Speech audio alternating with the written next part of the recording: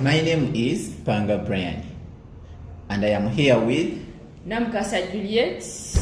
All right, Madam Julie. Yes. You are welcome. Thank you. Today, we are going to talk about gender-based violence. This problem is really rampant in our homes and communities. Many homes, many people have lost their lives, and families have been broken. Now, Madam Julie, how would you define gender-based violence? Gender-based violence, it is violence that is directed at individuals because of their biological sex or gender identity. All right. What do I mean by that? It can be violence based on a woman or a man, a girl or a boy. So this gender-based violence happens to both men and women, girls and boys. All right. Yes. Why does it exist or occur? It exists because of the differences in power relations, and because of the cultural norms. Some cultures from childhood teach a woman or a girl to be submissive, obedient to the husband. So the men grow up with this male honor, that a man is a king, a woman is submissive, you are low status, a woman is obedient. So if this man or boy misuses his power, it results into violence. The power given to him from childhood, I see. it results into violence. Okay. Yes. Thank you. What are the forms of gender-based violence? Are there some forms of gender-based violence?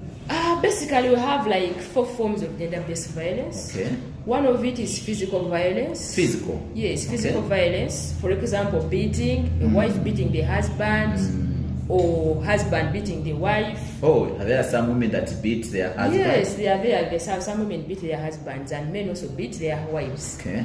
And then we have burning, like you burn someone because of something wrong that they did. Oh, no. We also have women that have gone ahead to cut off their husband's genitals because the husband misbehaved somewhere. That is all violence, because there are so many ways of how you can sort that issue out other than causing physical violence to someone. Okay.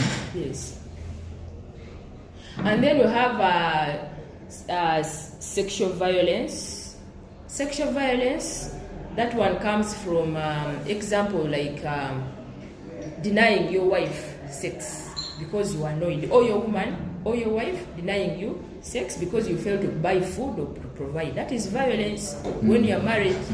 Yes, it is violence. So out of anger, the woman denies the husband sex. Okay. It is violence. Okay. And then another violence in that format of sexual violence, maybe your partner doesn't want sex, but for you, like, I'm the husband, you have to give me your I paid everything, I paid for you, you are my property, I get it when I want. That is also sexual violence. Okay. Yes. And then we have female genital mutilation. That is also sexual violence. Okay. Yes. Thank you, Madam Julie. Now, are there some of the causes of gender-based violence that you can give us? Causes of gender-based before we go violence. to the causes, we are not concluded with the forms. So I told you that we have basically 4 forms. Okay. There is what we call emotional violence. Emotional violence, also psychological violence, that one results from insults. Like insults, use of abusive language, name calling, all that one is psychological. Threatening, use of threats. If you don't do this, I'll do this. If you don't do this, I'll do this. Threatening your wife, threatening your children, that is all psychological or emotional violence. And then we have spiritual violence. That one results from refusing your partner or spouse to go and praise God in their own religious affiliations. You mean some men do that? Yes, they do. Like, for example, I'm a Christian, you're a Muslim, you refuse me to go to the church. You want me to come to the mosque.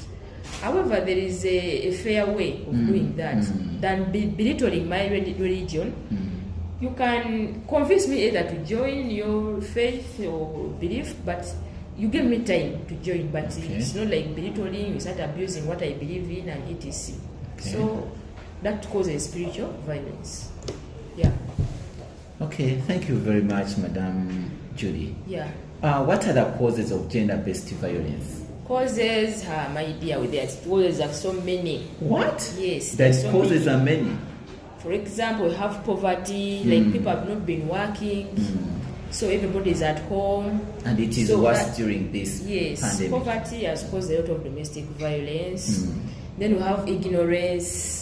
Some men think the only way of disciplining a woman is by beating, because that is what they have grown seeing their parents do. So even when they grow up, they think the only way of disciplining a woman is beating. Then another form of ignorance, some women think if the husband doesn't beat her, that the husband doesn't love her. Yeah, I've had some women say like that. So that ignorance also encourages it, encourages Okay. domestic violence. Then we have pornography. Today, pornography is a problem to both the youth, even the adults. Pornography is a lot. And after you watching your pornography, you want to come and try out what you saw on me. And yet for me, I'm like, what is wrong with this man? You want me to turn upside down, turn the other side? So that causes violence in the home. Then we have unnatural sex. Unnatural sex, Okay. Like, what is that? What's all about unnatural sex? unnatural sex things to do with the using the, like for example, annual sex.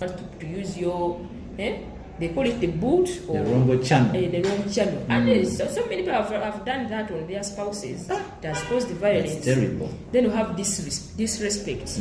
Like someone you are not. The husband not respecting the wife not respecting the husband. Children also copy on that. There's no respect at home completely. And of course, when you arrive, maybe you're from work, you call your woman, hey, mama, Makubu, you're all shouting all over the whole place. No respect at all. How can you give me very hot food? Why don't you warm it, you fool? You get lack of respect. Even beating your wife when the children are watching, that is lack of respect, because how will these children respect their mother when you also don't respect her? Exactly. Then we have adultery, like adultery, that is having sex outside marriage. It has also caused a lot of gender-based violence. Then we have drug abuse, use of alcohol.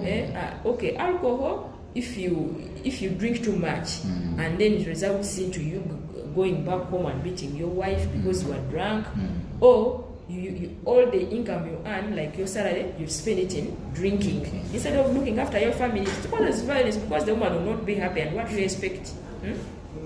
Then you have social expectations. Like society expects men to provide for the homes, but remember, things have changed. Women have gone to school, men have gone to school. If you set up a family, this family is for both you, And both yours and your wife.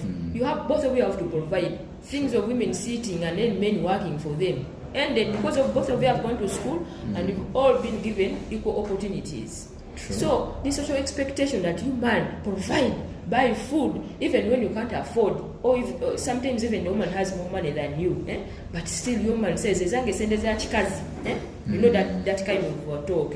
My money is my money, your money is our money. So sometimes the financial differences cause gender-based violence. That is where the problem comes in. Yes. And so many others. We have so many things, religious differences, age group, as in you marry a very young woman or you marry a very young man. This man wants to go clubbing. Their interests are different. True. So you will end up quarreling because your interests are totally different. So make sure, even if you marry a very young one, either adjust to their interests. If you cannot, then please, it may not work out because your interests are different. This one is a youth, that for you. Okay. So many things happen like that. All right. Thank you. Now, Madam Julie, what are the effects of gender-based violence? What results out of the effects? We have mental problems. Someone you've seen people talking to themselves. You meet someone, they're talking to themselves because they have so many problems at home and they have no one to tell. Then we have reproductive healthy problems. For example, a woman has just delivered. She has not yet healed very well, and then the husband comes from I want sex, forces her into sex, to result into reproductive health problems. We also have this severe beating, like if a woman has been beaten severely, to result into physical effects like a broken arm, wounds, and even another consequence is loss of income in the home. The money you would have used to take your children out, buy for them food, you are using them to spend on medical expenses. So this violence is not good. Sometimes it's always good to sit and talk than using violence. Okay. Yeah. Thank you. Why do you think some people do not report these cases? Some people don't report because they fear. They don't know what the outcome may be. Maybe the woman is not working, and then the husband is violating her, beating her. So she's like, if I report, my husband is the sole provider. If I report and he's arrested, what shall we eat? So that unknown outcome, people don't report. Another problem is ignorance. Some people are so ignorant. They don't know that they're supposed to report. They even don't know that this is violence. A man beating you, you may not know that it is violence. You may think it is normal because you've grown up experiencing that. It is also a problem. Then family fame, some people be like, our name, family name, how will it appear? How will it appear if I report? People will know what is taking place in my home. So that is also why people don't report. They keep quiet with the thing. They keep burning instead of going for counseling and what, they keep quiet. They sit on their problems because of the family fame. They don't want to talk about it. So which is a problem. Then the platforms for gender-based violence are also few. For example, some women have some platforms where they can report the issues of gender-based violence. But the men, my dear, some men, if they go to report, like to police, they just laugh at them. We were in the field recently doing some kind of training. Men said, for us, really, we are dying in our homes. You can go to a police or somewhere to report. People just laugh at you. Yeah, are you also a man? Hey, you mean your wife beat you? Hey, are you a man really? You can imagine. Yet you come here for what? Guidance and what to do. So the platforms who have reported gender-based violence, especially for men, they are few or limited. Yes, that is where the problems comes in. Then you have social stigma. Social stigma, lack of self-esteem. People can, in the community, people can decide to look at you like a laughable, in quotes, something to laugh at because of what happened to you. So some people decide to just keep quiet. And then sometimes you can go to our community leaders, you tell them something, and then they say, those are family issues, go back and sort yourselves. That's why you find people cutting themselves, a man killing the wife, or burning and etc. Because they went to report and the community leader told them, those are family issues, go and sort yourselves out, which is a problem. Yes.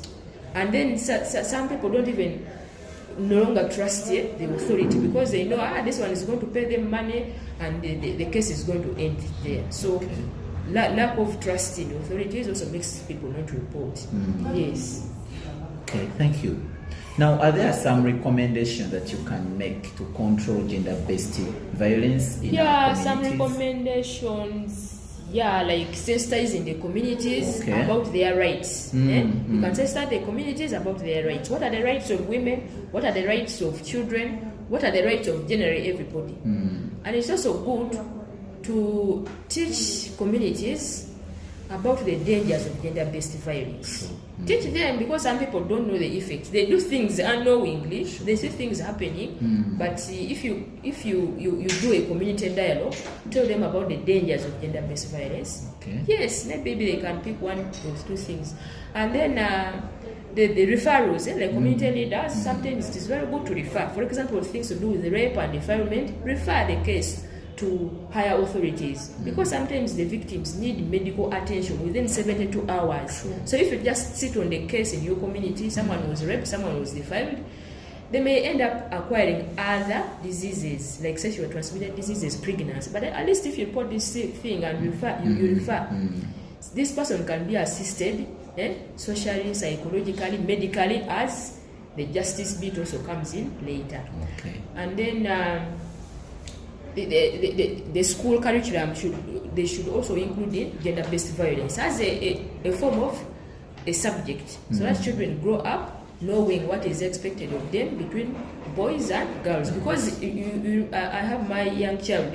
Sometimes I give them like homework. What is the role of the mother? Then we see the answers: cooking, bathing children, sitting at home. What is the role of the father? Buying food, security, disciplining. You get. So some of those things, a child grows up. Yes, I'm the king. Women, cooking. Those things. So cooking is not a problem, but what I'm saying, even what children are taught at school, they are being taught based on the other old version of women are supposed to do this. Those social expectations that are brought us problems. Some women have money, but because they grow up knowing that social expectations expect a man to buy food, pay school fees, pay rent, a woman is supposed to be given, supposed to be there. That's why some women are refusing to work, because they think men are supposed to work for them. For my woman, my husband has to work for me. What if she can't? What if the money is? But at least if both of you work and you bring 2,000, also bring 2,000, we have 4,000, and our family moves together, and families are very successful.